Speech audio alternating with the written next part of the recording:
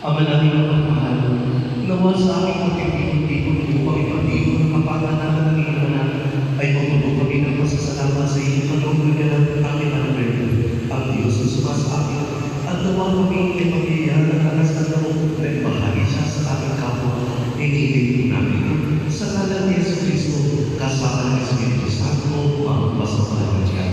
Amen. Papuri sa Ama, sa Anak, at sa Espiritu Santo. Kapara na sa una, ngayon naman pagpakailanman, pasawalang hanggan. Amen. Hello guys, good evening. Done na yung fourth night day of Simpang Gabi. So, let me start this with the statement of let us all learn to trust Jesus Christ our Lord and flourish our love to Him. And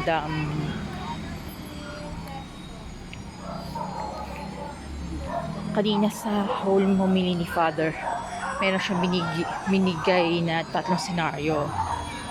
Well, dalawa lang ibibigay ko. Yung una, meron dong tao na nagdasal na bigyan siya ng gwapong asawa. Pero kabaliktaran yung binigay nun. Tapos, pangalawa, gusto ng tao na to na makapag-abroad na. So, dasal siya ng dasal. Pero hindi binibigay ni Lord God. So, imbes na magreklamo tayo or what, maging thankful tayo sa naging senaryo na yan. Kasi, doon sa first scenario, hindi siya binigyan ng gwapong asawa. Pero, responsible naman, provider naman. So, magalak tayo dahil doon. And yung second scenario, na yung hindi pa siya makakapag-abroad kahit na nagdadasal siya or ano, be thankful pa rin sa ganong scenario dahil kasama pa rin niya yung pamilya niya. Kasi aminin natin, hindi madali yung buhay OFW. So, hindi talaga siya madali. So, ayun. So, hindi nakakalimot si Lord God sa ating lahat.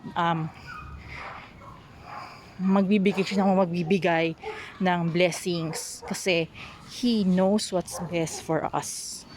Kung ano yung mas best sa atin, yun lang ibibigay niya sa atin. Hindi yung gusto natin talaga. Kung ano yung gusto natin, i-break yun ni Lord. Whether we like it or not, talagang i-break yun ni Lord. Kung naman yung preferred natin in life. Mas masusunod pa rin yung gusto niya. So that's all. Bye for